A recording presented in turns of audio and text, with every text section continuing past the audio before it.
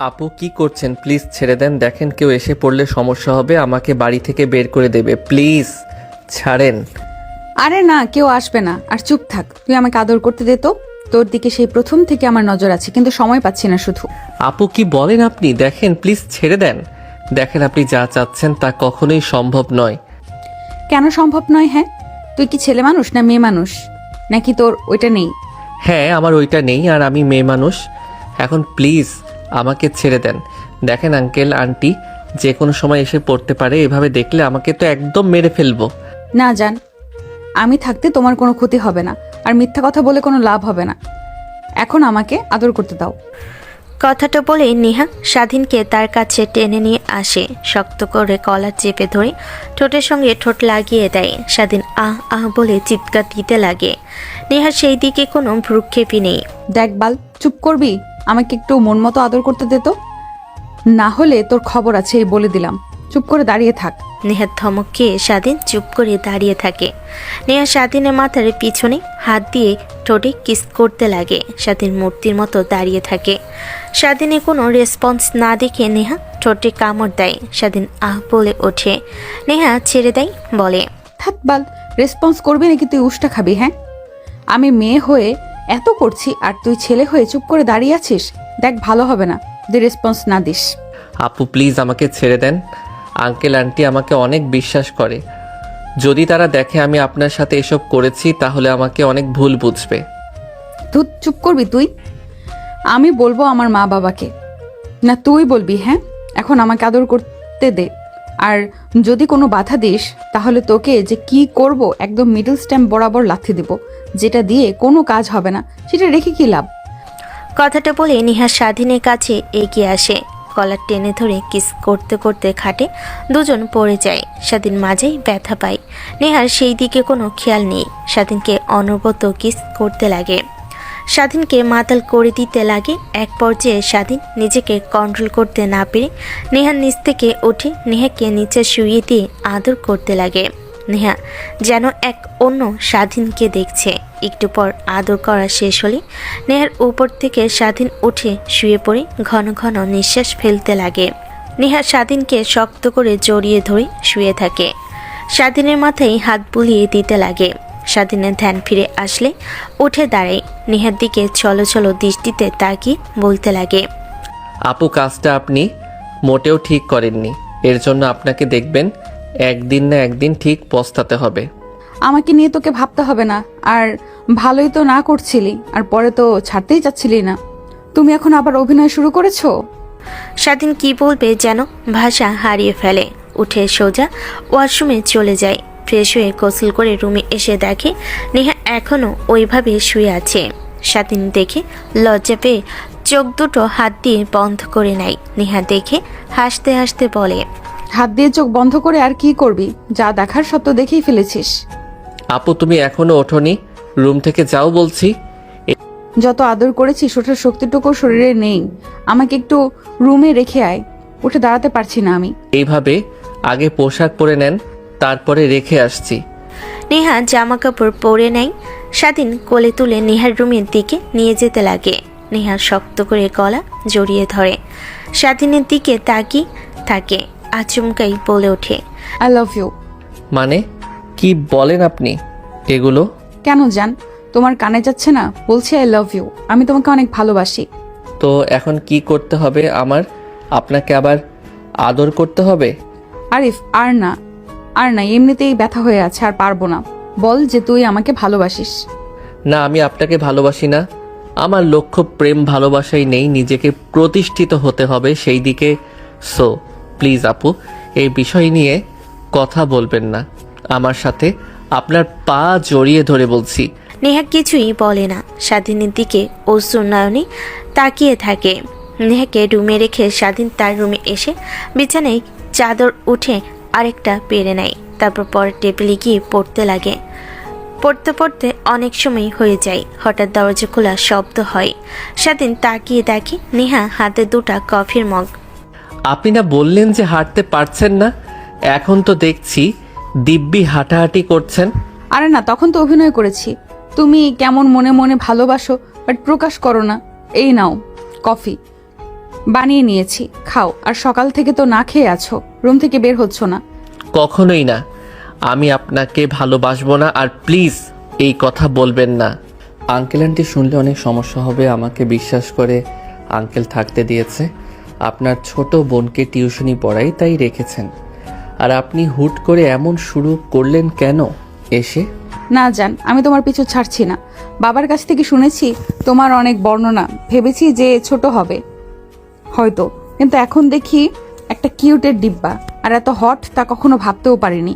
ভালোবেসে ফেললাম। কি করব তোমাকে, তোমাকে তো কাছে পেতে, তাই তো একটু অন্য পথ ধরতে হলো আমার। তোমার পিছু তো আর কোনোদিনই কম ঘুরিনি। ধ্যাত, আপনার সাথে কথা বলে কোনো লাভ হবে না। আঙ্কেল আন্টি কোথায়? সকাল থেকে তাদের দেখতে পাচ্ছি না যে। বাসা নেই, গ্রামে গিয়েছে। কি যেন একটা কাজের দায়িত্ব। বাড়ি ফাঁকা পেয়ে তোমার সাথে। ধ্যাত, বাল চুপ করবেন আপনি। আর আমার রুম থেকে জানতো। আর কফি খাই না আমি। কি হলো, এত যত্ন করে তোমার জন্য কফি বানিয়েছি আর তুমি বলছো খাবে না? প্লিজ একবার খেয়ে দেখো, দেখবে মায়ায় পড়ে যাবে। আমিও আগে কফি খেতাম না, বান্ধবী রেখে তো একদিন জোর করে খাওয়ায়, তারপর থেকে অভ্যাসে পরিণত হয়। নেহার জোড়াজোড়িতে স্বাধীন কফির মগটা নিয়ে বই খাতা গুছিয়ে রুম থেকে বের হয়ে সোজা ছাদে চলে আসে। দোলনায় বসে কফি খেতে লাগে। নেহা এসে স্বাধীনের পাশে বসে। স্বাধীন উঠে যাবে, তখনই নেহা স্বাধীনের হাত ধরে বসিয়ে দেয়। বিশ্বাস করো, আমি অনেক ভালোবাসি তোমাকে। প্রথম দেখাতেই যেন প্রেমে পড়ে গিয়েছি। আমার পিছে অনেক ছেলে ঘুরঘুর করতো, বাট কখনো ভাবিনি যে আমি এক অন্য ছেলের পিছে ঘুরঘুর করব। তো কে বলেছে আমার পিছে ঘুরঘুর করতে? যে ছেলেরা ঘুরতো তাদের পাত্তা দিলেই তো পারেন। আমার মধ্যে কি এমন পেয়েছেন? মা বাবা নেই, এতিম আমি। আমার লাইফ নেই, ফিউচারে কি করব তাও জানি না। আর আপনি কি না বলেন ভালোবাসেন? শুধু শুধু মায়া দেখিয়ে কোনো লাভ নেই। বিশ্বাস করো, আমি মায়া না, সত্যি তোমাকে ভালোবাসি। কি বোবা চাও? হ্যাঁ চলো, তোমাকে বিয়ে করব আজকে আমি। মানে পাগল হয়ে গেছেন নাকি আপনি? হ্যাঁ পাগল হয়ে গিয়েছি। বিশ্বাস করছো না তো ভেবেছো ইউজ করে ছেড়ে দেবো তোমাকে, বাট ওই রকম মেয়ে আমি নই। বিয়ে করব, তখন তো আর অবিশ্বাস করতে পারবে না আমাকে। স্বাধীন চুপ হয়ে যায়, কি বলবে বুঝতে পারে না। কফির মগটা সাইডে রেখে নেহার হাত তার হাত থেকে সরে উঠে দাঁড়ায়। আকাশের দিকে তাকিয়ে দীর্ঘ একটা নিঃশ্বাস ফেলে বলতে লাগে, বিয়ে, তাও আবার পালিয়ে? এটা আমি তো একদমই ঘৃণা করি। কারণ প্রত্যেক দিনে অনেক অনেক ছেলে দেখবেন রাস্তাঘাটে করে পাওয়া যায়, যাদের বয়স 1 থেকে 2 দিন, যাদের অবৈধ বাচ্চা বলা হয়। আমি হয়তোবা তাদের মধ্যেই একজন হব, তাই আমি এগুলোকে অনেক ঘৃণা করি। আর আপনার আর আমার মধ্যে আকাশ আর জমিন ফারাক। যেখানে আঙ্কেল কিনা এই শহরে নামকরা বিজনেসম্যান, আর আমি কিনা বাবা মা পরিচয়হীন ছেলে। তাই বলবো প্লিজ বাদ দেন, যা হবার হয়েছে। আর যদি সত্যিই আমাকে ভালোবেসে থাকেন তাহলে হাতও জোর করে বলছি, প্লিজ আর বিরক্ত কইরেন না। আপনার বাবার এখানে মাথা গোজার জায়গা পেয়েছি। পড়ালেখা, খাবার খরচ আঙ্কেল সব বহন করে, জানি না এখান থেকে বের হলে কিভাবে কি করব। হয়তোবা লেখাপড়া না করতে পারবো, কিংবা রাস্তাঘাটে কুড়িয়ে খাবার খেতে হবে। তাই প্লিজ হাত জোর করে বলছি, এমন কোনো কাজ করবেন না যাতে আঙ্কেল আমাকে বাড়ি থেকে বের করে দেয়। নেহার কাছে এসে পা জড়িয়ে ধরে কান্না করতে করতে স্বাধীন কথাগুলো বলে। কথা বলা শেষ হলে উঠে সোজা রুমে যেতে লাগে। নেহা সেখানে মূর্তির মতো দাঁড়িয়ে থাকে, চোখ দিয়ে পানি পড়তে লাগে, হাত দিয়ে মুছে ফেলে নিজে নিজেই ভাবতে লাগে, তুই তোকে সত্যিকারের ভালোবাসিস নেহা। সত্যিকারের ভালোবাসা একদিন না একদিন অবশ্যই তুই নিজের করে পাবি। নিজেকে শক্ত কর আর ওকে প্রতিষ্ঠিত হতে দে। নেহা নিজে নিজেই বলে নিজেকে সান্ত্বনা দেয়। বেশ কিছুক্ষণ বসে থেকে নিচে নামে। দুপুর হলে অনেক ক্ষুধা লাগে। কাজের মেয়ে রান্না করে সব টেবিলে রেখে যায়। নেহা গিয়ে দেখে সব ওইভাবেই পড়ে আছে। স্বাধীন খাবার খায়নি, তাই স্বাধীনের রুমে গিয়ে নক করে। স্বাধীন দরজা খুলে দিয়ে নেহাকে দেখে মাথা নিচু করে থাকে। সরি, আর হ্যাঁ না খেয়ে আছো যে, আসো খাবার খেয়ে নেবে। স্বাধীন কিছু না বলে মাথা নিচু করে টেবিলের কাছে আসে। প্লেটে খাবার বেড়ে নিয়ে নিচে বসতে যাবে, তখনই নেহা বলে, নিচে বসতে হবে না, মা বাবা তো আর নেই, টেবিলে বসেই খাও।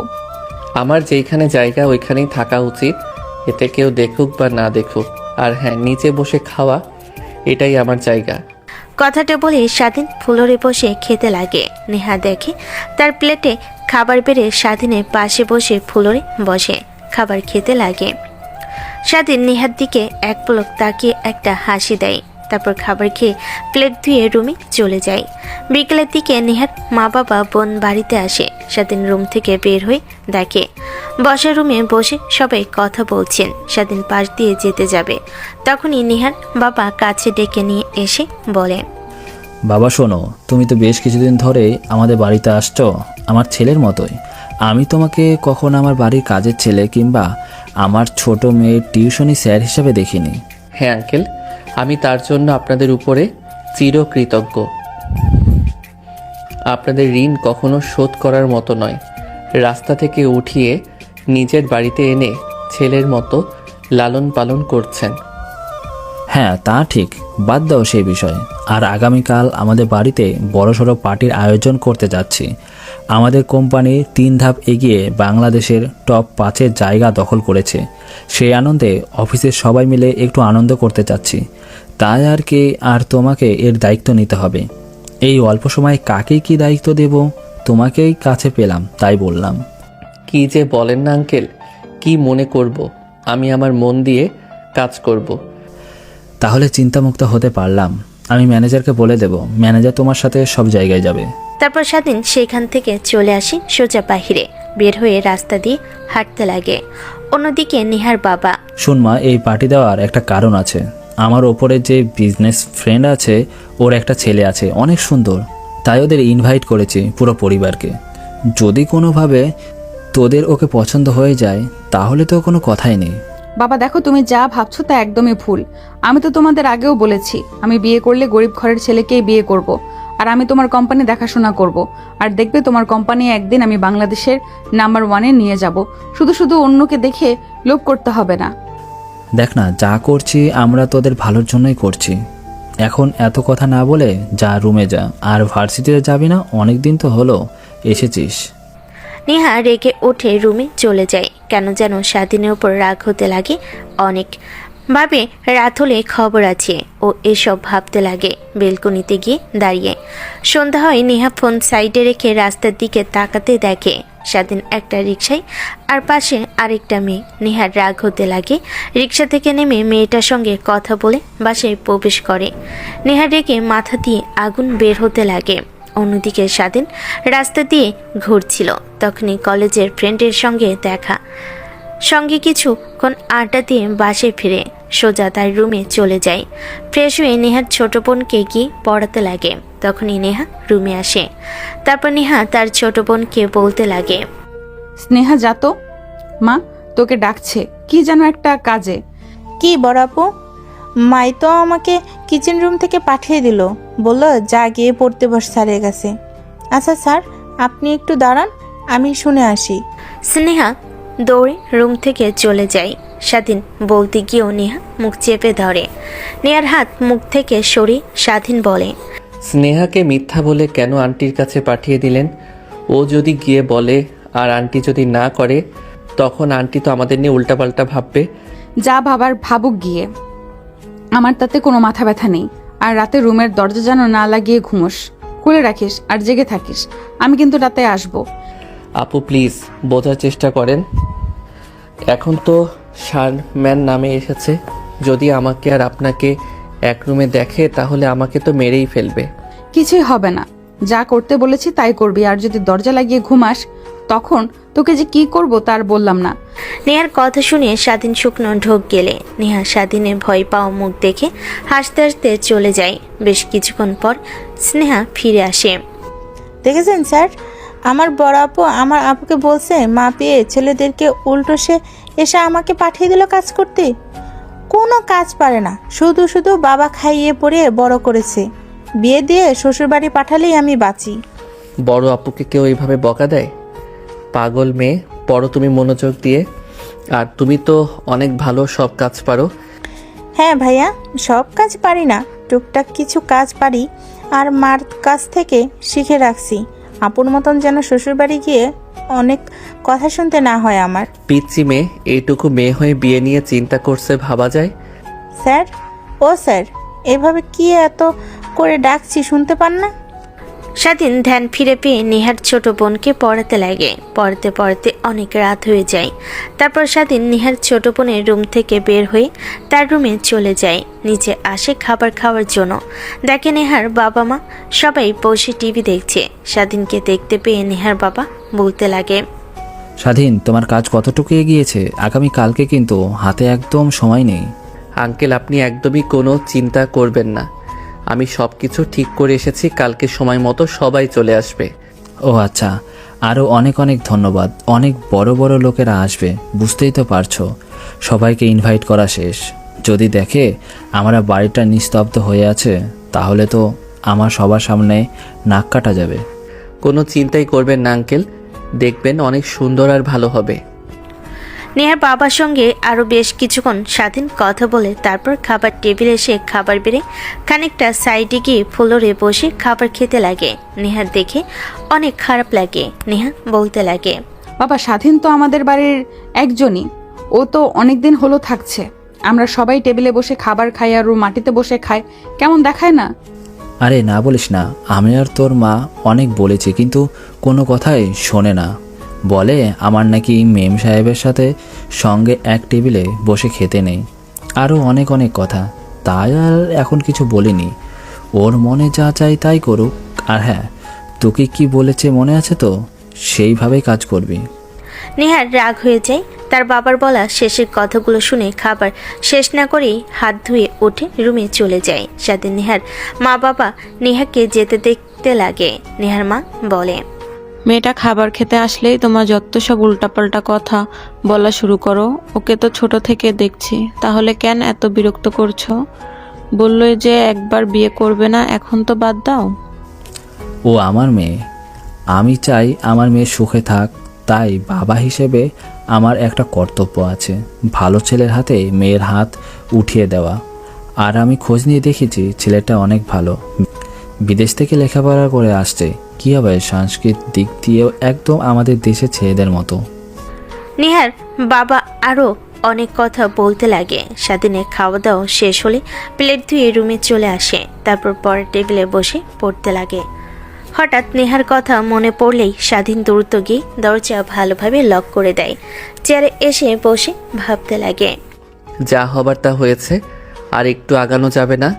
আঙ্কেলের আংটি এত বিশ্বাস করে, আর আমি কিনা তাদের বিশ্বাসের বড় খেলাপি করলাম না। আর নেহা আপুর কাছ থেকে দূরে দূরে থাকতে হবে, না হলে আমার ক্ষতি হবে। স্বাধীন কথাটা ভাবতে লাগে। একটু পর মনোযোগ দিয়ে পড়তে লাগে। রাত যত গভীর হতে লাগে স্বাধীনেরও ভয় হতে লাগে। নেহা যা যা বলে তা যদি সত্যি করে, রাতে আসে তার দরজা তো লক করা, আর যদি এমন দেখে কালকে যদি আবার কিছু করে, এসবই ভাবতে লাগে। পরেই মন বসে না। ঘড়ি কাটে 12টা বাজতে দরজায় নক করার শব্দ হয়। স্বাধীন ভয় পেয়ে যায়। অনবরত নক করতেই লাগে। স্বাধীন দরজা খুলে দেয় না। একটু পর নেহা চলে যায়। স্বাধীন স্বস্তির নিঃশ্বাস ফেলে। হঠাৎ করে খট করে দরজা খোলার শব্দ হয়। স্বাধীন পিছে তাকিয়ে দেখে নেহা দাঁড়িয়ে আছে রাগী দৃষ্টিতে তাকিয়ে। আপু, তুমি এত রাতে আমার রুমে? তখন তোকে কি বলেছি, কথা কানে যায়নি? রাতে আসবো তোর রুমে, কথা আছে। দরজা যেন লক না করিস। আর তুই কি না উল্টো দরজা লক করে রেখেছিস? এতবার এসে দরজা করা নাড়লাম, খুললি না। চাবি দিয়ে দরজা খুলে আসতে হলো। আপু প্লিজ, সরি, ক্ষমা করে দাও। আমি ভেবেছিলাম তুমি এমনিতেই ফান করেছো। ফান করছি না, রিয়েলিটি করেছি। দাঁড়া, তোকে দেখাচ্ছি। কথাটা বলে নেহা পিছে গিয়ে দরজাটা লাগিয়ে দেয়। স্বাধীন চেয়ার থেকে উঠে পড়ে।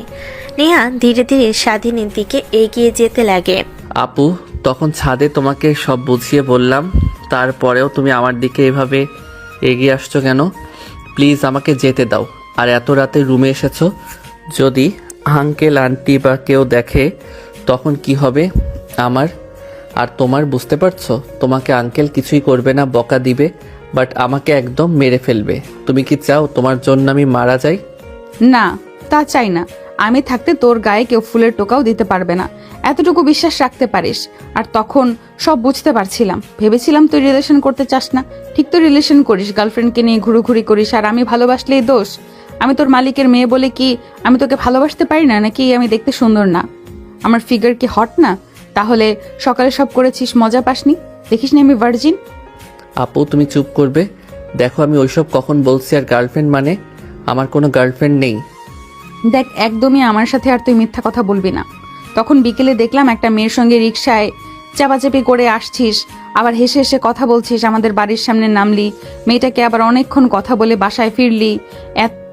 এর দ্বারা কি বোঝায়? হ্যাঁ, আর আমি তোকে ভালোবাসি, পিছে পিছে ঘুরছি, কিন্তু তুই পাত্তাও দিচ্ছিস না। বুঝতে পারছি তোকে কিভাবে রাজি করাতে হবে। দেখো এটা তো আমার ফ্রেন্ড ছিল, তুমি উল্টাপাল্টা ভাবছো। আর সরো আমার সামনে থেকে, আর রুম থেকে যাও তো।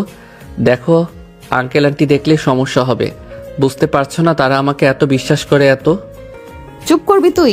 একটা কথা বারবারই বলেই চলেছিস।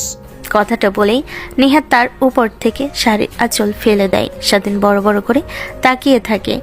একটু পর চোখ বন্ধ করে নেয়। নেহা হাসতে লাগে। হয়েছে, তোকে আর তো অভিনয় করতে হবে না, এখন আয়। স্বাধীন নেহার হাত থেকে ছাড়া পায়, খানিকটা দূরে গিয়ে দাঁড়ায়। নেহা হাসতে হাসতে স্বাধীনের কাছে গিয়ে শার্টের বোতাম খুলতে যাবে, অমনি স্বাধীন নেহার গালে থাপ্পড় লাগিয়ে দেয়। নেহা অবাক হয়ে হাত দিয়ে গাল চেপে ধরে স্বাধীনের দিকে তাকায়। কি শুরু করেছেন আপনি? হ্যাঁ, আমি বলছি ভালোবাসি না, তারপরও বারবার পিছে পিছে ঘুরছেন আর নিজের দিকে একবার তাকিয়েছেন। বুড়ি একটা মেয়ে নিজের থেকে সিনিয়র ছেলের পিছে ঘুরে লজ্জা করে না? স্বাধীন এই কথা শুনে নেহা হতভম্ব হয়ে যায়। নিস্তব্ধ পুরো রুমটা। স্বাধীন নিজের ভুল বুঝতে পারে। নেহা ওইখানে এখনো দাঁড়িয়ে মূর্তির মতো। তাই নেহার কাছে এগিয়ে গিয়ে নেহার পা ধরে বলতে লাগে, আপু প্লিজ ক্ষমা করে দেন, আমি আপনাকে থাপ্পড় দিতে চাইনি, কিন্তু কিভাবে কি হলো সরি। আর আঙ্কেল আপনাকে তার বন্ধুর ছেলের সঙ্গে বিয়ে দিতে চাই। প্রত্যেক পাপাই চায় তার মেয়ে সুখে থাক, আর আমার তো নিজেরই থাকার জায়গা নেই। সরি। আর হ্যাঁ, আমি বোঝাতে ব্যর্থ যে তোকে কত ভালোবাসি আমি, কিন্তু একটা কথা মনে রাখবি, এই জীবনে কখনো আর কোনো ছেলে স্পর্শ করবে না আমাকে। তোর জন্য মৃত্যুর আগ পর্যন্ত অপেক্ষা করে যাব। কথাটা বলে নেহা দরজা খুলে কান্না করতে করতে রুম থেকে বেরিয়ে যায়। স্বাধীন নেহাকে বলতে যাবে, তার আগেই চলে যায়। অন্যদিকে নেহার মা ওয়াশরুমে দাঁড়িয়ে সব দেখে। রাতে পানি পিপাসা লাগাই নিচে নেমে বসার রুমে আসে। তখন মেয়েকে স্বাধীনের রুম থেকে কান্না করতে করতে চলে যেতে দেখে অনেকটা অবাক হয়। চুপি চুপি নেহার মা সেখান থেকে রুমে চলে যায়। স্বাধীন গিয়ে এদিক ওদিক তাকে দরজা আটকে দেয়। পরের দিন সকালবেলা স্বাধীন ঘুম থেকে উঠে পুরো বাড়িটা দেখে নেয়, কোথায় কি করতে হবে। তারপর লোকেদের ফোন দিয়ে তারা চলে আসে। সবাই কাজ করতে লাগে, স্বাধীন দেখিয়ে দিতে লাগে। হঠাৎ নেহার রুমের দিকে নজর গেলে দেখে নেহা বেলকনিতে দাঁড়িয়ে কফি খাচ্ছে আর তার দিকে তাকিয়ে আছে। স্বাধীন সেখানে আর না থেকে সবাইকে কাজ বুঝিয়ে দিয়ে রুমে চলে আসে। অন্যদিকে নেহা স্বাধীনকে দেখে মনে মনে ভাবতে লাগে, আমি তোকে দেখে নিব, আমার থেকে লুকিয়ে লুকিয়ে অন্য মেয়েদেরকে ভালোবাসা, এর পরিণতি যে তোকে কিভাবে দিতে হবে তা একমাত্র আল্লাহ পাক জানে। কথাটা বলেই কফি শেষ করে নিচে আসে মগ রাখতে। তখনই নেহার বাবা ডাকে। নেহা তার বাবার পাশে গিয়ে বসে। মা, তোকে তো এর আগেই বলেছি, আমার বন্ধু যার কোম্পানি আমাদের থেকে অনেক ওপরে, ওর একটা ছেলে আছে, বিদেশ থেকে লেখাপড়া করে দেশে এসেছে। আর সেই সুবাদে এই পার্টির আয়োজন করা। তোকে যদি পছন্দ হয় বিয়ে দিয়ে দেব। আর ওর সঙ্গে কথাও বলেছি, ও রাজি আছে, শুধু তোর আর ছেলের রাজি থাকলেই হয়। আর আমি তো জানি তুই না করবি না, আমার মতের বিরুদ্ধে যাবি না। বাবা, কিন্তু আমি... নেহার কথা শেষ না হতে নেহার বাবার ফোনে কল আসে। উঠে চলে যায়। নেহা রেগে সেইখানে বসে থাকে। নেহার মা দেখে এগিয়ে এসে বলে, মা, তুই তো তোর বাবাকে চিনোস কেমন, দেখ এমন কোনো কাজ করিস না যার কারণে তোর বাবা তোর উপর রাগ করে আর অপমানিত হতে হয়, বুঝলি? আর আয় খাবার টেবিলে খাবার খেয়ে নে, একটু পর তো সবাই আসবে, তখন সময় পাবি না। মা, এসবের মানে কি? বাবা তো কখনোই এত বড় পার্টির আয়োজন করেনি, আর হঠাৎ এত বড় পার্টির আয়োজন করেছে, এর মধ্যে নিশ্চিত কিছু তো একটা রহস্য আছে লুকিয়ে। বোকা মেয়ে, তোকে তা জানতে হবে না, সময় হলে ঠিক জানতে পারবি। দেখো মা, তোমাকে সাফ সাফ করে বলছি, বাবাকে কিভাবে বুঝিয়ে বলবে তা জানি না, বাট এখন আমি বিয়ে নিয়ে একদমই ভাবতে চাচ্ছি না। আর বাবার মাথায় খুব ঘুরপাক আছে তা তো আমি বুঝতে পারছি। তোমাদের কত করে বলবো আমি গরিব ঘরের ছেলেকে বিয়ে করব, ফুপির মতো হতে চাই না, বড়লোক ঘরের ছেলেকে বিয়ে করব। দেখা যাবে ওই ছেলে আগে থেকে 3-4টা করে বিয়ে করে রেখেছে। এর থেকে গরিব ঘরের ছেলেকে বিয়ে করলে আমার কথা মতো চলবে, আর বিয়ে করা তো দূরে থাক, অন্য মেয়ের দিকে তাকাতেও সাহস পাবে না। দেখ মা, সব ছেলে তো আর এক হয় না। তোর বাবা দিকে তাকা, কত বড় বড় লোকদের সাথে উঠা বসা, কিন্তু তোর বাবা তো কখনো এরকম কাজ করেনি। তোর ফুপুর ভাগ্যটা আসলেই খারাপ, না হলে বারবার এইভাবে ধোকা খায়। মানে মা, কি বলছো তুমি? আরে না থাক, তুই, আমার কাজ আছে, খাবার খেয়ে নিস। কথাটা বলি নেহাকে পাশ কাটিয়ে চলে যায়। নেহা ঠিক বুঝতে পারে। নেহা ভাবতে লাগে, তখনই দেখে তার ফুপি মেন দরজা দিয়ে ভিতরে আসছে। নেহা দৌড়ে গিয়ে জড়িয়ে ধরে। ফুপি, তুমি এতদিন পর আমাদের কথা মনে পড়লো? তোমাকে কত মিস করেছি আমি। এতদিন কেউ দূরে থাকে, কোনো ফোন করা নেই, কোনো কিছু নেই, শুধু বাবার সঙ্গে টুকটাক কথা বলো। তুমি এমন হয়ে গিয়েছো কেন? হ্যাঁ, আগে তো আমাকে ছাড়া কিছুই বোঝোনি। আরে মা, আর বলিস না, অনেক কাজের চাপ ছিল, তার কারণেই আর ফোনে কথা বলা হয়নি। ভাইয়ের সাথে কথা বলতাম কাজের বিষয় নিয়ে, এখন তো চলে এসেছি, তোর সঙ্গে অনেক আড্ডা দেব, মজা করব। ঠিক আছে ফুপি। কিন্তু বাড়ি এভাবে সাজানো হচ্ছে কেন? দেখে তো মনে হচ্ছে বিয়ে হচ্ছে বাড়ির কারো। তোর বিয়ে হচ্ছে না তো?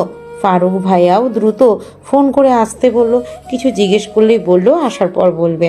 বাবার কোম্পানি বাংলাদেশের টপ 5-এ এসেছে, তাই অফিসের সবাইকে ইনভাইট করেছে এই উদযাপন সেলিব্রেশন করার জন্য। তার জন্য এইভাবে সাজানো হচ্ছে। আমার তো দেখে একদমই তা মনে হয় না ভাইয়া, যে মানুষ সে টেলিভিশন করার জন্য সবাইকে ইনভাইট করবে। তার ভাষাতে এর মধ্যে নিশ্চয়ই কিছু তো লুকিয়ে আছে। নেহা আর নেহার ফুপি বেশ কিছুক্ষণ বসে থেকে গল্প করতে লাগে। অনেকটা সময় হলে টাইম হয়ে আসার কারণে নেহার ফুপি রুমে চলে যায় ফ্রেশ হওয়ার জন্য। অন্যদিকে স্বাধীন নেহার সামনে দিয়ে বের হতে যাবে, অমনি নেহা ডাক দেয়। স্বাধীন এসে নেহার সামনে দাঁড়ায়। বেশ তো, অনেক এনজয় করছিস তাই না আমাকে কষ্ট দিয়ে? দেখ, এখনো ভালোই ভালোই বলছিস, স্বীকার কর আমাকে পছন্দ করিস, ভালোবাসিস। না আপু, আর তোমাকে ভালোবাসতে যাব কেন? কতবার করে বলবো, তুমি আমার থেকে অনেক বড় সিনিয়র। আমি তোমাকে সব সময় আপু ভেবে এসেছি। আর ওই দিন যা হলো, তুমি তো জোর করেছো, তা না হলে আমি তো কখনো এইটা ভাবার দুঃসাহস করতাম না। হয়েছে, তোকে আর বড় বড় কথা বলতে হবে না। এখন চুপচাপ আমার জন্য কফি বানিয়ে নিয়ে আয়, অনেক ইচ্ছে করছে কফি খেতে। বাসায় তো অনেক কাজের মেয়ে আছে, তাদের বলেন আপনাকে কফি বানিয়ে দেবে। আর আমার বাহিরে অনেক কাজ আছে, সেগুলো দেখতে হবে। তোর কোনো কাজ নেই, আমি যা করতে বলেছি তাই কর। অনেক ভালো ব্যবহার করেছি, এখন দেখবি আমার আসল রূপ। স্বাধীন কোনো কথা না বলে মাথা নিচু করে কিচেন রুমে চলে যায় কফি বানাতে। হাতে গরম পানি লেগে ফোসকা পড়ে যায়, তাও কফি বানানো বাদ দেয় না। কফি বানিয়ে নেহাকে দেয়। নেহা স্বাধীনের হাতের দিকে তাকিয়ে ফোসকা দেখে অবাক হয়ে যায়। নেহা কিছু বলতে যাবে, এর আগে স্বাধীন নেহার সামনে থেকে চলে যায় বাহিরে। না নেহা, তোর কাজটা করা মোটেও ঠিক হয়নি। ও তো কফি বানাতে পারে না, জোর করে পাঠিয়ে দিলি কিচেন রুমে। ঠিক হাতে ফোসকা ফেলেছিস, কি দরকার ছিল ছেলেটাকে অযথা কষ্ট দেবার? না, যা করেছিস ঠিক করেছিস। এখন আর ওকে ভালোবাসলে হবে না, শায়েস্তা দিতে হবে। অন্য মেয়েদেরকে নিয়ে ঘুরোঘুরি করা আর আমাকে ভালোবাসার কথা বললেই চীনের আপন নানান কথা। বিবি করে নেহা কথা বলতে লাগে। তখনই নেহার ফুপি এসে পাশে বসে। সেদিকে নেহার কোনো ভ্রুক্ষেপ নেই। নেহার ফুপু নেহার দিকে তাকিয়ে থাকে। নেহার ধ্যান ভাঙতেই ফুপির দিকে তাকিয়ে থাকে। ফুপি, তুমি এসেছো? হ্যাঁ, অনেকক্ষণ আগেই এসে এখানে বসে আছি। তোর তো সেই দিকে কোনো খেয়াল নেই, বিড়বিড় করে কি বলছিস এইভাবে? কি হয়েছে আমাকে বল। আরে না ফুপি, তুমি কি যে বলো না, কিছুই হয়নি, এমনি আর কি। নেহার ফুপি নেহার দিকে ভুরকুচকে তাকে। নেহা ঘাড় ঘুরিয়ে তার সঙ্গে কথা বলতে লাগে। এভাবে অনেকটা সময় পার হয়ে যায়। স্বাধীনের অনেক রাগ হতে লাগে। অনেক কাজ এখনো বাকি, তাই সবাইকে কাজ করতে ফোর্স করে। সবাই কাজ করতে লাগে। স্বাধীনে অনেক ক্ষুধা লাগে। মাসে এসে টেবিল থেকে খাবার বেড়ে বসে খেতে লাগে। তখনই নেহার ফুপি নেহাকে দেখিয়ে বলে, কিরে মা নেহা, এই ছেলেটাকে এর আগে তো কখনো দেখিনি। খাবার বাড়লো, টেবিল থেকে টেবিল না বসে খেয়ে ফ্লোরে বসে খাবার খাচ্ছে। আরে ও কি বলো না, যত সব আনকালচার খ্যাত। বাবা রাস্তা থেকে উঠিয়ে এনেছে, থাকতে দিয়েছে এখানে, আর লেখাপড়ায় অনেক ভালো। লেখাপড়ায় তাই ছোট বোনকে ও টিউশনি পড়ায়, তাই বাবা দয়া করে ওকে রেখে দেয়। আর লেখাপড়ার খরচ, খাবার থাকার খরচ আর হাত খরচ দেয় ওকে। তা নয় বুঝলাম, বাট এভাবে তোর বলা মোটেও উচিত হয়নি। সবাই মানুষ, সবারই বাঁচার অধিকার আছে। কিন্তু ও মাটিতে বসে খায় কেন? টেবিলে বসে খেলেও তো পারে। ওর মতো গরিব আর খ্যাতদের জন্য কি এত দামি টেবিল নাকি? তার জন্য ও মাটিতে বসে খাবার খায়। নেহার কথা শুনে নেহার ফুপ্পি নেহার দিকে ভুরু কুচকে তাকায় কোনো দিকে। নেহার কথা স্বাধীন শুনতে পেয়ে অনেক কষ্ট লাগে, বুঝতে দেয় না। খাবার খেয়ে প্লেট পরিষ্কার করে রেখে বাইরে এসে আবারও কাজ করতে লাগে। এভাবে অনেকটা সময় পার হয়ে যায়। পুরো বাড়িটা মানুষ দিয়ে পরিপূর্ণ। কেউ দেখে বলতে পারবে না যে এটা পার্টির আয়োজন। স্বাধীন সব কিছু ভালোভাবে দেখে হাসি রেখা মুখে ফুটে ওঠে। সব তার মন মতো হোক কাজ হয়েছে। সব কিছু দেখে স্বস্তির নিঃশ্বাস ফেলে রুমে যেতে লাগে। বসার রুম পার হতে যাচ্ছিল, তখনই নেহার বাবা ডাক দেয়। স্বাধীন তার সামনে গিয়ে দাঁড়ায়। বাবা, তুমি আজকে অনেক ভালো কাজ করেছো। ভেবেছিলাম না তুমি পারবে, বাট অনেক ভালোভাবে সামলে নিতে পেরেছো। অনেক খুশি হয়েছি তোমার উপরে। এই অল্প সময়ে অন্য কেউ হলে একদমই পারতো না। যাই হোক, অনেক ধন্যবাদ। এই নাও চেকটা, তোমার ভবিষ্যতে কাজে লাগবে। না আঙ্কেল, তার কোনো দরকার হবে না। আপনি তো আছেনই, আর এইটা আমার অধিকার ছিল। আচ্ছা, সবাই তো এখন আসছে, এখানে বসে আছেন, রেডি হয়ে বাইরে যান কেউ, আর আমি রেডি হয়ে একটু পর আসছি। কথাটা বলে স্বাধীন চলে যায়। নেহার বাবা হাসতে লাগে। পাশ থেকে নেহার ফুপ্পি বলে, ভাইয়া, এই ছেলেটাকে তুমি কোথায় পেয়েছো? এত বড় অ্যামাউন্টের চেক দেখে যে কেউ হলে তো নিয়ে নিত, আর ছেলেটা কিনা তা প্রত্যাখ্যান করলো। আরে স্বাধীন ওই রকম টাকা পয়সার ওপর এত লোভ নেই। ওর থাকা, খাওয়া আর পড়ালেখার খরচ দিলেই হয়, আর কিছু লাগে না। কি বলো ভাইয়া? তাহলে তো ভালোই। আর এরকমই তো একটা ছেলে চাচ্ছিলাম। মানে কি বলছিস তুই? হ্যাঁ ভাইয়া, আমি চাচ্ছি যে এখন তো ধীরে ধীরে বৃদ্ধ হয়ে যাচ্ছি, আর তেমন কাজ করতে পারবো না। তোমার মেয়ে আছে, বুড়ো বয়সে দেখবে। আমার কি আছে? তাই ভাবছি একটা ছেলে ভালো বা দত্তক নেব। এই শহরে তো অনেকে আছে দত্তক দেয় বাচ্চা, তাকে লালন পালন করে অনেক বড় করব, মানুষের মতো মানুষ বানিয়ে তুলব। ও আচ্ছা, বুঝতে পারছি। তুই স্বাধীনকে তোর ছেলে বানাতে চাচ্ছিস। ও অনেক ভালো, আমি পরে দেখব। আচ্ছা, এখন সবাই যে যার রুমে যাও, রেডি হয়ে তাড়াতাড়ি আসো। একটু পর আমরা যে মেন গেটে সে চলে আসবে। আমাদের এই অবস্থায় দেখলে অন্য কিছু মনে করতে পারে। নেহার বাবার কথা শুনে সবাই যে যার রুমে চলে যায়। সবাই রেডি হতে লাগে। সেদিন রুমে এসে ওয়াশরুমে গিয়ে গোসল করে বাইরে এসে চুলগুলো হেয়ার ড্রাই করে একটা পাঞ্জাবি পায়জামা পরে নেয়। অন্যদিকে নেহা তার রুমে থাকা ফোনটা হাতে নেয়, অ্যাকসেপ্ট লগ ইন করে। তারপর কিছু একটা দেখে মুচকি হাসি দিয়ে বাহিরে বের হয়। তারপর নেহ রেডি হতে লাগে। সাথে নিচে আসে। সবার কাজ দেখতে লাগে। দেখে পাশে যে গাছে উঠেছে, মোবাইলে বন্ধুদের সঙ্গে কথা বলতে লাগে। অন্যদিকে নেহারা নিচে আসতেই সবাই হা হয়ে তাকিয়ে থাকে, যেন তারা এক ভিন্ন জগতের পরীকে দেখছে। সেদিন সবার চিল্লাপাল্লা শুনে সেদিকে এগিয়ে যায়। নেহাকে দেখে সে ক্রাশ খায়, কিন্তু নিজের মধ্যে তা দমিয়ে ফেলে। হ্যালো এভরিবডি, আপনাদের এখানে ইনভাইট করে আনা হয়েছে আজকে একটা বিশেষ কারণে। তাই একটু পর আপনারা জানতে পারবেন। আর আপনাদের কাছ থেকে মূল্যবান সময়টা পাওয়ার জন্য আমি অনেক ভাগ্যবান মনে করছি। সো সবাই এনজয় করুন, আনন্দ করেন। আমাদের মেন শোটা খুব শীঘ্রই শুরু হবে, আর ততক্ষণে শিল্পীদের গান শুনুন। নেহার বাবা নেমে পড়ে। নেহা তার ফুপিমণিকে নিয়ে বসে থাকে। সোফায় কথা বলতে লাগে, বাট নেহার কথা বলার পাশাপাশি এইদিক ওইদিক তাকিয়ে থাকে। স্বাধীনকে দেখার চেষ্টা করে, কিন্তু দেখতে পায় না। রাগ হতে লাগে। রাগের শাড়ির খামচা দিয়ে ধরে রাখে। এটা দেখে নেহার ফুপি বলে, কিরে নেহা, তোর কি হয়েছে? এমন করছিস কেন? দেখছি দুপুর থেকে রেগে আছিস। আসার পর থেকে তুই কি কোনো কারণে আমার উপর রেগে আছিস? ফুপি কি যে বলো না তুমি, আমি রাগ করবো কেন, তাও আবার তোমার উপরে? আমি তো তোমাকে আমার বেস্ট ফ্রেন্ড মনে করি। আসো এদিকে আমরা একটু এনজয় করি। না না, এই বয়সে এসব আমার সাথে মানায় না, তুই এনজয় কর। নেহার জোড়াজোড়িতে হার মেনে নেহার ফুপি উঠে দাঁড়াতে গানে তালে তালে পা মিলিয়ে নাচতে লাগে। এমন সময় নেহার চাচাতো বোন নেহার দিকে এসে বলে, আপু, তোমার বাড়িতে যে একটা ছেলে থাকতো স্বাধীন, ওকে তো কোথাও দেখতে পাচ্ছি না, সে কখন থেকে খুঁজছি। কেন, তোর আবার ওকে কেন প্রয়োজন? হ্যাঁ, সরি আপু, তোমাকে বলা যাবে না, ইটস সিক্রেট। আচ্ছা, তোমরা এখানে এনজয় করো। আর দেখছি ফুপি মনিকেও আজকে অনেক চিল মোটে। তোমরা এনজয় করো, আমি আসছি। কথাটা বলি মেয়েটা পাশ কাটিয়ে নেহাকে চলে আসতে যাবে, অমনি নেহা পিছন দিক ঘুরে ডাক দেয়। নেহার চাচাতো বোন এগিয়ে এসে বলে, আমি অনেকক্ষণ ধরে দেখছি ওকে পাচ্ছি না। যদি স্বাধীনকে খুঁজে পাস তাহলে বলিস যে আমি ওকে ডেকেছি, যেন তাড়াতাড়ি আমার সাথে এসে দেখা করে। ঠিক আছে আপু, আমি বলবো। আচ্ছা তাহলে আসছি, দেখি কোথায় আছে। নেহার রাগ হতে লাগে ঢং মাখানো কথা শুনে, কিন্তু নিজের রাগ কন্ট্রোল করে পাশ থেকে নেহার পুপি সব দেখে মুচকি মুচকি হাসতে লাগে। নেহা পিছনে ফিরতে ফুপিকে হাসতে দেখে নেহা চোখের ইশারা দেয়।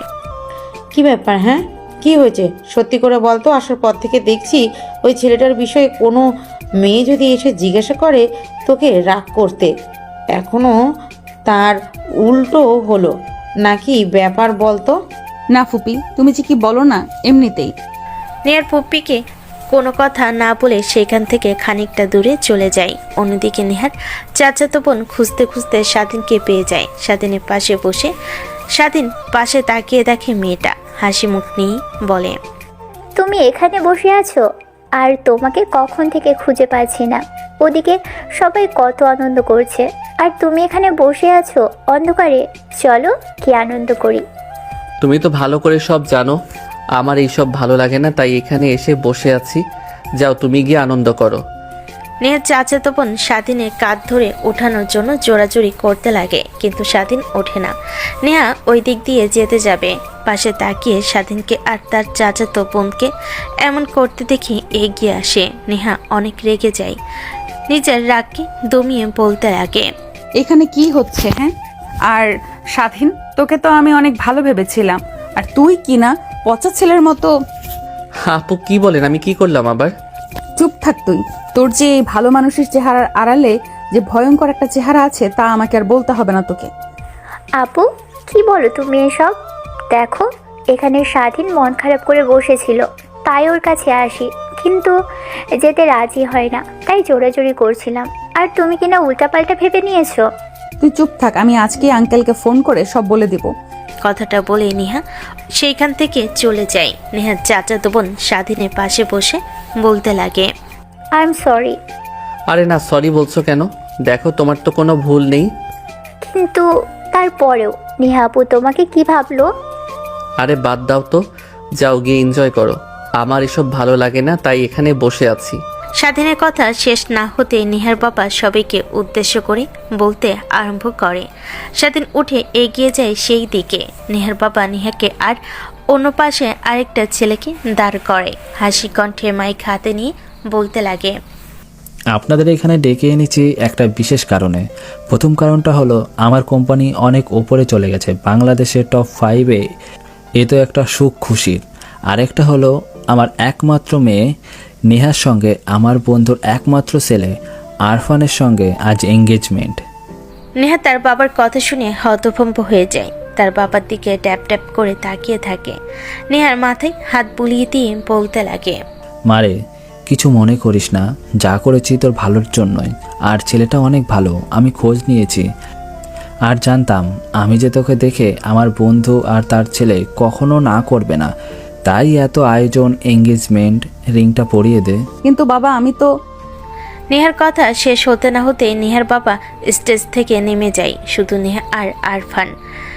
সবাই হাততালি দিয়ে করতালি দিতে লাগে। আরফান এঙ্গেজমেন্ট রিং বের করে নেহার হাতে পরিয়ে দেয়। নেহা মানুষের ভিড়ে স্বাধীনের দিকে তাকায়, দেখে অশ্রুনয়ন দৃষ্টি তার নেহার খারাপ লাগে। তখনই একটু আগে ঘটে যাওয়া কথা মনে হতেই রেগে রিংটা আরাফান খানের হাতে পুড়িয়ে দেয়। সবাই হাত দিয়ে করতালি দিতে লাগে, সবাই আনন্দ করতে লাগে, ড্রিঙ্কস করতে লাগে। এভাবে অনেকটা সময় পার হয়ে যায়। নেহার ফুপি অতিরিক্ত ড্রিঙ্কস করে নিজেকে সামলাতে পারে না। স্বাধীন গিয়ে ধরে ফেলে, রুমে নিয়ে যেতে লাগে। তখনই নেহার ফুপি বলতে লাগে, এই ছেলে, তুমি কে? তোমাকে ওর মতো দেখতে লাগে কেন? তোমার মা বাবাকে আবার লক্ষ্য করে দেখেছি, তোমার কাঁধে জন্মদাগ, ঠিক আমার ছেলের মতো। মানে কি বলছেন আপনি? হ্যাঁ, একদম তোমাকে দেখতে আমার স্বামীর মতো লাগে। আর আমাদের ছেলেও হয়েছিল, কিন্তু আমাদের বিয়ের কথা কেউ জানতো না। তাই আমার ছেলে হওয়ার পর ওই খারাপ লোকটা তাকে কোথায় ফেলে দিয়ে আসে, পরে খুঁজে আর পাই না। ও আচ্ছা, না আমার বাবা মা বেঁচে আছে পৃথিবীতে। স্বাধীন নেহার ফুপিকে রুমে নিয়ে আসে, দেখে ঘুমিয়ে গেছে। তাই উঠিয়ে খাটে শুয়ে দিয়ে চলে যায়। দরজায় দাঁড়িয়ে পিছনের দিকে তাকায় আর মনে মনে ভাবতে লাগে, জানি না আমি কার সন্তান, বাট আপনাকে দেখলে কেন যেন মনে হয় অনেক কাছের কেউ। স্বাধীন কথাটা ভাবতে ভাবতে নিচে আসে, দেখে সবাই চলে গিয়েছে।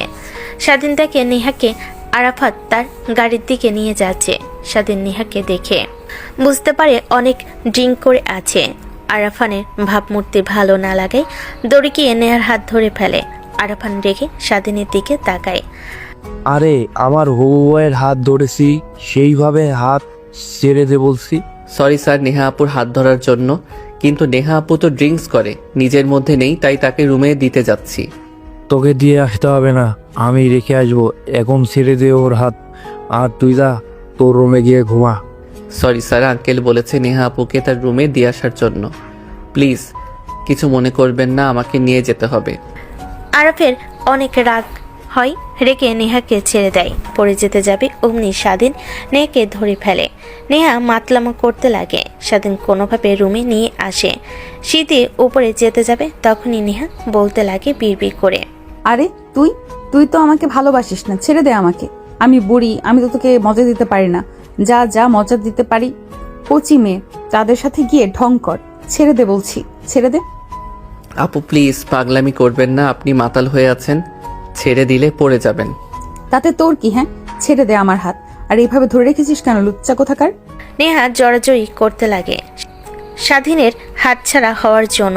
অমনি পড়ে যেতে নাই, স্বাধীন আবারও ধরে ফেলে এবং কোলে তুলে নেয়। নেহা স্বাধীনের দিকে তাকিয়ে থাকে।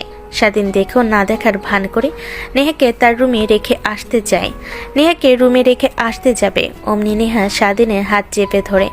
স্বাধীন পেছনের দিকে তাকাতেই নেহা বলে, কোথায় যাচ্ছিস তুই? হ্যাঁ, আমার মনে আগুন জ্বালিয়ে দিয়ে দেখ। আজকে যা হয়েছে তা বাদ দে, আমি বাবাকে সব বোঝালে বুঝতে পারবে।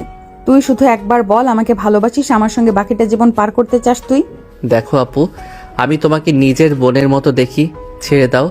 আর এর আগে যা হয়েছে তা বাদ দাও, আর হাত ছেড়ে দাও। কেউ এমন করতে দেখলে উল্টা পাল্টা চিন্তা করবে। যাদের যা ইচ্ছা তাই ভাবুক। প্লিজ তুই বল, আমাকে ভালোবাসিস?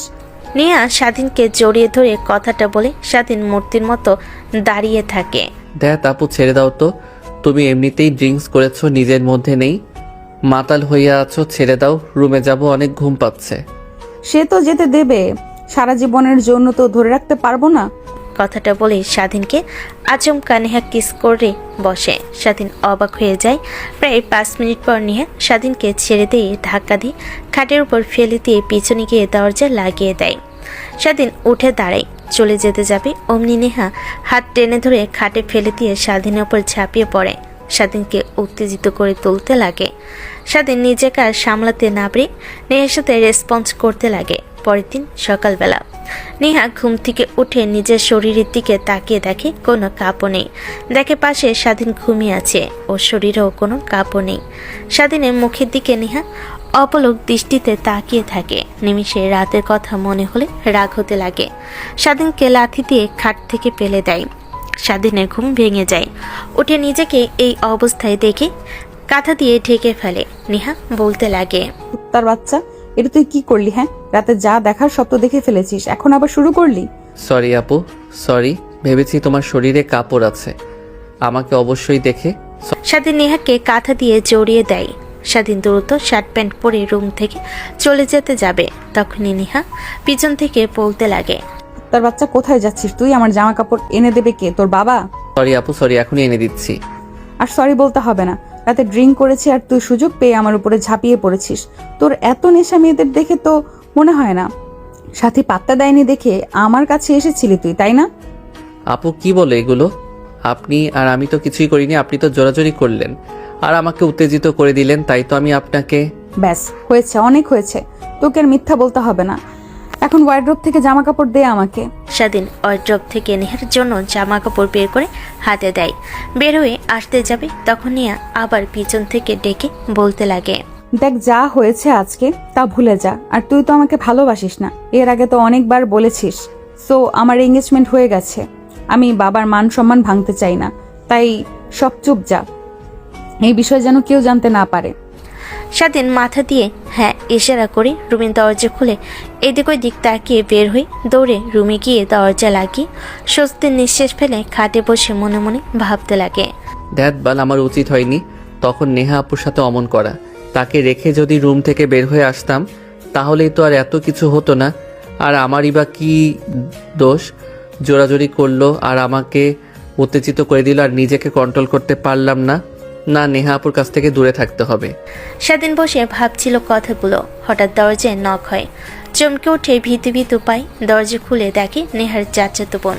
স্বাধীন দীর্ঘ নিঃশ্বাস ফেলে বলতে লাগে, কোথায় ছিলে তুমি? হ্যাঁ রাতে এত খুঁজলাম, কোথাও পেলাম না। এই রুম তোমার, এই রুমেতে এসেছি, এতবার ডাকলাম বাট দরজায় খুললে না। ধাক্কা দিয়ে দেখি খোলা, পুরো রুম দেখলাম কোথাও নেই। চাচিমাকে বললাম তোমার রুম কোনটা, তখন দেখিয়ে দিল। কোথায় ছিলে রাতে? স্বাধীন কি বলবে যেন ভাষা হারিয়ে ফেলে, থতমত খেয়ে যায়। আমতা আমতা করে বলে, আরে আর বলো না, সবাই তো ড্রিঙ্কস করেছিল, তুমিও তো করেছিলে মনে হয়। সবাইকে তাদের রুমে রেখে অনেক ক্লান্ত হয়ে যায়, তাই ছাদে গিয়েছিলাম একটু ফ্রেশ বাতাস খাওয়ার জন্য। ও আচ্ছা, হ্যাঁ ড্রিঙ্কস করেছিলাম, বাট আমি সবার মতো আউট অফ লিমিট খাইনি, অল্প একটু খেয়েছিলাম, তাই ঠিক ছিলাম। আচ্ছা আসো নিচে, সবাই খাবার খাচ্ছেন, আমরাও খাবো। না যাও, তুমি গিয়ে খেয়ে নাও। আর আমি তো এই বাসার সামনে চাকর বলতে পারো, আবার তোমাদের সাথে এক টেবিলে খাবার খেলে কেমন দেখায় না? যাও তুমি খেয়ে নাও, আমি খেয়ে নেব ফ্রেশ হয়ে। আরে এভাবে বলো কেন? আর চাচা চাচি তো অনেক ভালো মনের মানুষ, আর তোমাকে দেখে এমন লাগছে কেন? মনে হচ্ছে গালে কেউ কিস করেছে, লাল লাল দাগ, আবার ঘাড়েও লাল লাল দাগ। নেহার চাচাতো বোনের কথা শুনে স্বাধীন ভয় পেয়ে যায়, হাত দিয়ে দেখাতে লাগে, হ্যাঁ লাল লিপস্টিকের দাগ। কথা ঘোরানোর জন্য স্বাধীন বলতে লাগে, আরে তুমি কি যে বলো না, লিপস্টিকের লাগতে যাবে কেন? কেক হয়তোবা লেগেছে সবার ভিড়ের মধ্যে, যা দেখিনি। আচ্ছা তুমি যাও, আমি ফ্রেশ হয়ে নিচে আসছি। চাচাতো বোনকে আর কোনো কথা বলতে না দিয়ে স্বাধীন বের করে দিই, দরজা আটকে স্বস্তির নিঃশ্বাস ফেলে। তারপর ওয়ার্ড্রোব থেকে জামা কাপড় বের করে ওয়াশরুমে চলে যায়। ওয়াশরুমের আয়নায় দেখে গাল, ঠোঁটের আশপাশ, ঘাড়ে, বুকের অনেকটা জায়গা লিপস্টিক আর নেহার গাঢ় কামড়ে দাগ বসে আছে। এগুলো দেখে স্বাধীন মনে মনে ভাবতে লাগে, আল্লাহ বাঁচাইছে, ওর জায়গায় অন্য কেউ থাকলে এই নিয়ে উঠে পড়ে লাগতো। যাই হোক, এইবারের বেলা বেঁচে গিয়েছি। তারপর স্বাধীন গোসল করে বাহিরে আসে, নিজেকে পরিপাটি করে নিচে এসে দেখে সবাই যে যার বাসায় চলে গিয়েছে, শুধু নেহার চাচাতো বোন রয়ে গেছে। স্বাধীনকে দেখতে পেয়ে নেহার বাবা বলে, অনেক অনেক ধন্যবাদ, অনেক অনেক ধন্যবাদ বাবা। ভেবেছিলাম তো ঠিক মতো পার্টিটা আয়োজন করতে পারবে না, বাট কোনো কিছুর কমতি ছিল না, সবাই অনেক উপভোগ করেছে, এনজয় করেছে। আঙ্কেল ধন্যবাদ দিতে হবে না, এটা আমার কাজ ছিল। হ্যাঁ বুঝতে পারছি, তোমাকে কিন্তু হেনার বিয়ের দায়িত্বও নিতে হবে। এই পার্টিতে যেমন কোনো কিছুর কমতি ছিল না, হেনার বিয়েতেও যেন কোনো কিছুর কমতি না থাকে। ঠিক আছে আঙ্কেল। কথাটা বলে স্বাধীন নেহার দিকে তাকায়, দেখে ছলো ছলো দৃষ্টিতে তার দিকে তাকিয়ে আছে। স্বাধীন সেইখানে আর না দাঁড়িয়ে থেকে খাবার টেবিলে আসে, প্লেট নিয়ে খাবার বেড়ে পাশে মাটিতে গিয়ে বসে খেতে লাগে। নেহা অপলক দৃষ্টিতে স্বাধীনের খাবার খাওয়ার দিকে তাকিয়ে থাকে। তখনই পাশ থেকে নেহার ফুপি কানে কানে বলতে লাগে, দেখ নেহা, তুই কিন্তু তোর মনের বিরুদ্ধে গিয়ে কাজ করছিস। আমি আসার পর থেকে ঠিক লক্ষ্য করছি তুই ছেলেটার দিকে সর্বক্ষণ নজর রাখিস, আবার তাকিয়েও থাকিস।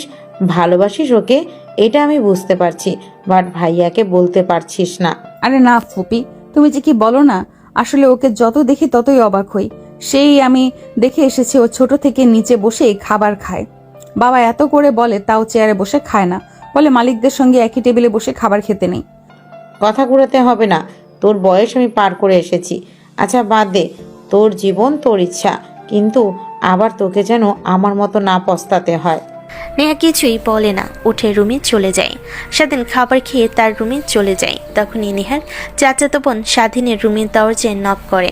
স্বাধীনকে বলে, কে? আমি সাথী। ও আচ্ছা, তুমি ভিতরে আসো, দরজা খোলা আছে। আচ্ছা, তুমি এত রুমে বসে থেকে কি করো? হ্যাঁ, পড়ালেখা বাদে কি তোমার আর কোনো কাজ নেই? না নেই, যদি নিজে বড় কিছু হতে চাও তাহলে লেখাপড়ার বিকল্প কোনো কিছুই নেই। দাঁড়িয়ে আছো কেন? বসো এখানে। আর কিছু বলবে? না, তেমন কিছু বলবো না। আর তুমি তো আগের মতো কলেজেও যাও না দেখি, কি ব্যাপার? এমনিতেই কাজের অনেক প্রেশার, আর স্নেহাকে পড়াতে হয়, এই নিয়ে একটু বেশি প্যারার মধ্যে আছি। তারা দুজন কথা বলতে লাগে। হঠাৎ নেহার চাচাতো বোনের চোখে কিছু একটা পড়ে, চিৎকার করতে লাগে। স্বাধীন চেয়ার থেকে উঠে তার কাছে গিয়ে চোখ পরিষ্কার করতে লাগে। ঠিক তখনই নেহা দৌড়ে আসে। পিছন থেকে দেখে ভাবে যে স্বাধীন তাকে কিস করছে। দেখে হাতে তালি বাজাতে লাগে। স্বাধীন পেছন ঘুরে তাকায়। সরি, কন্টিনিউ, আপনাদের ডিস্টার্ব করার জন্য। মানে কি কি কি বললেন আপু আপনি? মানে যা করেছিলেন তার কথাই বলছি। আর দরজা লাগিয়ে নেবেন এইভাবে? দরজা খুলে কেউ এগুলো করে? আমি না এসে যদি অন্য কেউ আসতো তখন কি হতো? আরে আপু, কি বলছো তুমি? আরে আপু, কি বলছো তুমি? আর কে কি ভাববে কিছুই তো বুঝতে পারছি না। তুই চুপ কর, দুনিয়াতে আর ছেলে খুঁজে পাসনি। কাজের ছেলের দিকে তাকাস, হাজার হাজার ছেলে তোর পিছে লাইন দিয়ে দাঁড়াবে, আর তুই কিনা, ছি, তোর রুচি এতটা নিম্ন। কথাটা বলে নেহা চলে যায়। স্বাধীনার সাথে দুজনেই অবাক হয়ে যায়। বুঝলাম না আপু, সেই কালকে থেকে তোমার উপর রেগে আছে, আর এখানে কি এমন হলো যে এভাবে ওভার রিয়াক্ট করলো আপু? আরে বাদ দাও না, ওর কথা বলতে হবে না। আর তোমার চোখে পড়েছিল, পরিষ্কার হয়ে গিয়েছে। আর যাও, তোমার রুমে যাও। এমনিতেই নেহা আপু যে কথা বলে গেল, আবার যদি দেখে কি যে করবে আল্লাহই জানে। তারপর নেহার চাচাতো বোন রুম থেকে বের হয়ে চলে যায়। স্বাধীন দরজা লাগিয়ে দিয়ে খাটের উপর বসে থেকে ভাবতে লাগে। ধ্যাত বাল, ভালো করে দেখা নেই, কিছু নেই, উল্টাপাল্টা চিন্তা করে শুধু। আর এমনিতেই এক কথা বলে, আমি কিভাবে ভালোবাসি না মনে করছেন? বাসি তো অনেক, বাট কিভাবে কি বলবো? সে তো চাঁদ আর আমি ব্রাহ্মণ। চাঁদের দিকে হাত বাড়ালেই কি আর তা পাবো, যেটা একদম আমাদের সাধের বাহিরে। না, চলে যেতে হবে আমাকে এই বাড়ি থেকে, কিন্তু কোথায় যাব? কাউকে তো চিনি না। শুয়ে থেকে এই কথাগুলো ভাবতে লাগে। স্বাধীন ভাবতে ভাবতে কখন যে ঘুমিয়ে যায় বুঝতেই পারে না। 3 মাস পর। স্বাধীন, হাতে কিন্তু আর বেশি সময় নেই, মাত্র 7 দিন আছে। আর এই 7 দিনে সব কিছু রেডি করতে হবে। আমার একমাত্র মেয়ের বিয়ে বলে কথা। আঙ্কেল, তা নিয়ে আপনি কোনো চিন্তাই করবেন না, আমি মন দিয়ে সব কাজ করব। আমি জানি তোমার উপরে এতটুকু বিশ্বাস আছে। আচ্ছা, একটু পর আরাফ ফোন করবে, আর ওর পরিবারের অনেকে আসবে নেহাকে নিয়ে। ওরা মার্কেট করতে যাবে, তাই তুমিও সাথে যেও। ঠিক আছে আঙ্কেল। স্বাধীন আর না দাঁড়িয়ে বাহিরে আসে। কেন যেন অনেক খারাপ লাগে, তাই পুকুর পাড়ে গিয়ে বেঞ্চিতে বসে পানির দিকে তাকিয়ে থাকে। অন্যদিকে নেহার নজর যে তার দিকে আছে খেয়াল করেনি। বেশ কিছুক্ষণ বসে থাকে। তখনই ফোনে রিং হতে লাগে। দেখে নেহার পাপা রিসিভ করতেই ওপাশ থেকে বলে, বাবা কোথায় তুমি? আসো, হেনাকে নিয়ে শপিং মলে যাও, ওরা সবাই গিয়েছে, হেনার জন্য অপেক্ষা করছে। ঠিক আছে আঙ্কেল, আমি আসছি এখনই। স্বাধীন ফোন রেখে দিয়ে দৌড়ে বসার রুমে আসে। দেখে নেহার বাবা মা দুজনেই বসে কথা বলছে। ঠিক তখনই নেহা সুন্দর করে সেজে নিচে নামে। স্বাধীন তাকিয়ে যেন চোখ সরাতে পারছে না। এইভাবে তাকিয়ে কি দেখছিস? না মানেই যে আপু। হয়েছে, তোকে আর মানে মানে করতে হবে না। ঠিক বুঝতে পারছি আমি। এখন আমার জন্য অপেক্ষা করছে আমার হবু বর আর সবাই। স্বাধীনে কেন যেন অনেক খারাপ লাগে। বলতে ইচ্ছে করে, বিয়ে করেন না আপু, আমি তো আপনাকে ভালোবাসি আর আপনাকে ছাড়া বাঁচব না, কিন্তু তাও বলার সাধ্য তো তার নেই। নেহার পিছু পিছু আসে, গাড়ি স্টার্ট দিয়ে বের হয়ে যেতে লাগে। ঠিক তখনই নেহা বলতে লাগে, আরফান অনেক ভালো তাই না? এঙ্গেজমেন্ট রিং পরিয়ে রেখেছে, 3 মাস হলো এই কয়েকদিনে একটা বার পর্যন্ত আমার হাত স্পর্শ করেনি। আর তুই কিনা তা আমি আর বলতে চাচ্ছি না দ্বিতীয়বার। হ্যাঁ ঠিক বলছেন। আর আমি মেয়েদের শুধু ইউজ করি। ভাবেন তো সর্বপ্রথম কে কাছে এসেছিল প্রথম দিন, তখন তো আর আপনি ড্রিঙ্কস করেছিলেন না, মাতাল হয়েছিলেন না। তার বাচ্চা, চুপ করবি তুই? তোকে বলেছি না দ্বিতীয়বার এই নিয়ে কথা বলবি না। থামা গাড়ি, এখানে শপিং মল এসে গেছে, এখন তুই গাড়িতে বসে থাকবি, ফোন করলে তবে আসবি। নেহা রেগে চলে যায়। স্বাধীন মুচকে একটা হাসি দেয়, তারপর গাড়িতে গান লাগিয়ে দিয়ে বসে থাকে। তখনই ফোনের নোটিফিকেশন বেজে ওঠে। নোটিফিকেশনটা ওপেন করে কিছু পিক ভিডিও দেখে স্বাধীন মুচকি মুচকি হাসতে লাগে। তারপর আরও কিছু মেসেজ দিয়ে ফোন রেখে দিয়ে মুচকি একটা হাসি দিয়ে গান শোনায়, মনোযোগ দেয়। একইভাবে পেরিয়ে যায় প্রায় 2 ঘন্টা। হঠাৎ ফোনে রিং হতে লাগে। স্বাধীন হাতে নিয়ে তাকিয়ে নেহা গান বন্ধ করে বাড়ির দিকে এসে রিসিভ করতে নেহা বলতে লাগে, আমি আর আমার বর দুজনে এখন মুভি দেখতে যাব ওর গাড়ি করে। তোকে কাবাবের হাড্ডি হতে হবে না, তুই সোজা গাড়ি নিয়ে বাসায় চলে যা। আর শপিং করেছি, একটু পর তোকে একটা ছেলে গিয়ে দেবে, ওগুলো গাড়িতে রেখে নিয়ে যাস, কেমন? ঠিক আছে। স্বাধীনের কথা শেষ না হতেই নেহা ফোন রেখে দেয়। স্বাধীনের রাগ হতে লাগে, কিন্তু নিজের রাগকে কন্ট্রোল করে নেয়। একটু পর একটা ছেলে বেশ কিছুক্ষণ শপিং ব্যাগ নিয়ে আসে, স্বাধীন গাড়িতে রেখে দেয়। গাড়ি স্টার্ট দিতেই বাড়িতে চলে আসে। বিকালের দিকে নেহা বাসায় ফিরে। স্বাধীন ছাদে দাঁড়িয়ে সব দেখে। নেহার উপরের দিকে তাকিয়ে স্বাধীনকে দেখে না দেখার ভান করে যেতে লাগে।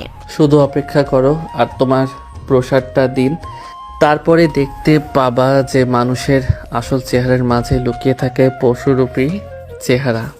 ভেবে কফির মগে চুমুক দেয়। তারপর কফি খাওয়া শেষ হলে নিচে তার রুমে চলে যায়। এভাবে কেটে যায় 7 দিন। সবাই অনেক আনন্দ করছে। একমাত্র মেয়ের বিয়ে বলে কথা। নেহার বাবাও অনেক খুশি। স্বাধীনে অনেক খারাপ লাগলে একটু পরে যখন দেখবে স্বাধীনের ভাবার আগে বরযাত্রীরা চলে আসে। সবাই রিসিভ করে দেখতে দেখতে সব কিছু কমপ্লিট করে বিয়ে পড়ানো স্টার্ট করে। বিয়ে পড়তে যাবে তখনই 11 করে 2টা গাড়ি এসে দাঁড়ায়। সবাই সেই দিকে তাকিয়ে থাকে। দেখে বেশ কিছু লোক আর 2টা মেয়ে দাঁড়িয়ে আছে। আরাফান দেখে উঠে দাঁড়ায়। সবাই অবাক হয়ে যায়। তারপর লোকগুলো এসে আরাফানকে মারতে লাগে। পুলিশ এসে বাধা দিলে, লোকগুলোর আসল পরিচয় দিলে তারাও চুপ হয়ে যায়। তখন নেহার বাবা এগিয়ে যায়।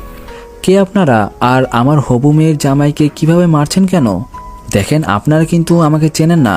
আপনাদের যে কি করতে পারি তা আপনারা নিজেরাও বলতেও পারবেন না।